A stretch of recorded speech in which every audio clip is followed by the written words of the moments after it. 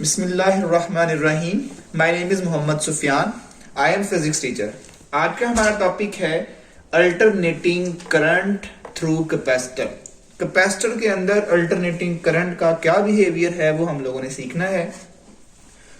Understanding करने के लिए हमें कुछ इंपॉर्टेंट पॉइंट अंडरस्टैंड करने हैं ताकि हम उनको अप्लाई कर सकें और टॉपिक में क्लैरिटी हो सके। तो सबसे पहला पॉइंट क्या है कि DC current can not flow through capacitor. Capacitor में डायरेक्ट करंट पास नहीं करता कॉन्टिन्यूसली, लातादाद या कॉन्टिन्यूसली मुसलसल डीसी करंट कैपेसिटर में पास नहीं हो सकता। इसकी तीन रीजंस हैं। एक रीजन आपकी बुक में लिखी हुई है, हम उसी को अंडरस्टैंड कर लेते हैं। Due to dielectric constant inside the plates of capacitor. Capacitor की प्लेट्स के दरमियान डाइलेक्ट्रिक कांस्टेंट मौजूद होने की वजह से उसमें डीसी करंट पास नहीं कर सकता, क्योंकि वो डाइलेक्ट्रिक हमारे पास जो होता है वो इंसुलेटर होता है और इंसुलेटर में से करंट पास नहीं कर सकता। दूसरी reason for DC current frequency क्या होती है बच्चों? 0 हर्ट्ज। और जो कैपेसिटर की रेजिस्टेंस है वो होती है इनवर्सली प्रोपोर्शनल टू फ्रीक्वेंसी। तो XC which is the resistance of capacitor is equal to 1/2 pi FC। मैं F की वैल्यू 0 पुट करूंगा तो 1/0, तो 1/0 इन्फिनाइट होता है। तो डीसी करंट के लिए कैपेसिटर की जो रेजिस्टेंस होती है वो इन्फिनाइट होती है। अगर किसी बॉडी की रेजिस्टेंस ही इन्फिनाइट हो जाए, बहुत बड़ी हो जाए, तो उसमें से करंट पास नहीं कर सकता। तीसरी रीजन क्या है? When capacitor is fully charged then it behaves like battery and oppose the polarity of battery। जिस बैटरी से कैपेसिटर चार्ज हुआ था उसी बैटरी की पोलैरिटी को अपोज करना शुरू कर देता है। इट मीन वो सर्किट में करंट 0 कर देता है। जैसे कि ये बैटरी और इसका वोल्टेज V है, इलेक्ट्रिक बल्ब और कैपेसिटर लगा हुआ है। पहले कुछ सेकंड्स के लिए करंट पास करेगा, बल्ब ऑन हो जाएगा, लेकिन जैसे ही ये कैपेसिटर फुली चार्ज होगा तो कैपेसिटर की प्लेट्स के दरमियान में सेम वोल्टेज आ जाएगा जितना वोल्टेज बैटरी का था। तो ये पॉजिटिव प्लेट कैपेसिटर की अपोज करेगी बैटरी के इस पॉजिटिव टर्मिनल को। मीन के सर्किट में करंट क्या हो जाएगा? रुक जाएगा। तो कुछ टाइम, कुछ सेकंड्स के लिए करंट फ्लो करेगा, ये बल्ब ऑन हो जाएगा, लेकिन आफ्टर दैट जैसे ही कैपेसिटर फुली चार्ज हो जाएगा तो वो एक बैटरी की तरह बिहेव करेगा और ये अपोज करेगा इस बैटरी को, जिसकी वजह से सर्किट में करंट 0 हो जाएगा। तो ये एक थर्ड रीजन थी जिसकी वजह से डीसी करंट पास नहीं कर सकता। तो अब सेकंड इंपॉर्टेंट पॉइंट है, पहला ये था डीसी करंट वाला, अब है एसी करंट वाला। हम टॉपिक भी यही पढ़ेंगे। AC current can flow through capacitor.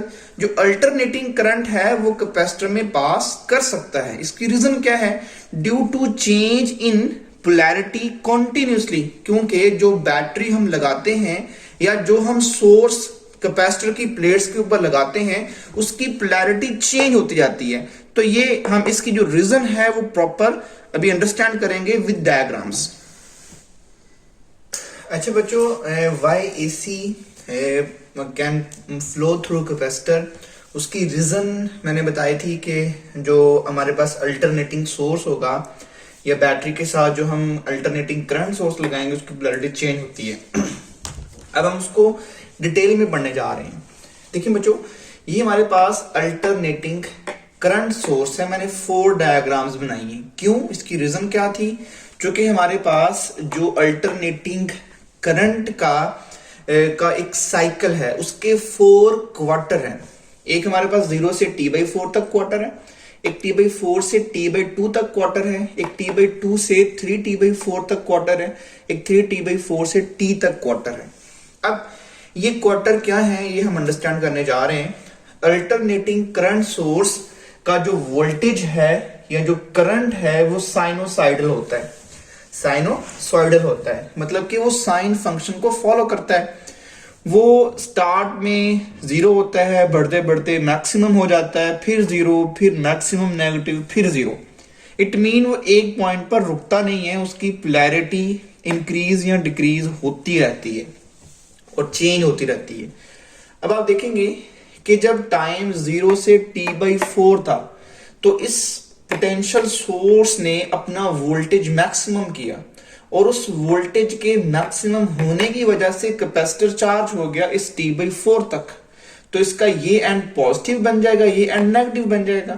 जब हम पीक पर पहुंचेंगे, T/4 टाइम पर हम पीक पर पहुंच चुके होंगे, तो जितना पोटेंशियल ये मैक्सिमम दे सकता है वो पोटेंशियल इस इन प्लेट्स के दरमियान में आ चुका है, ठीक है।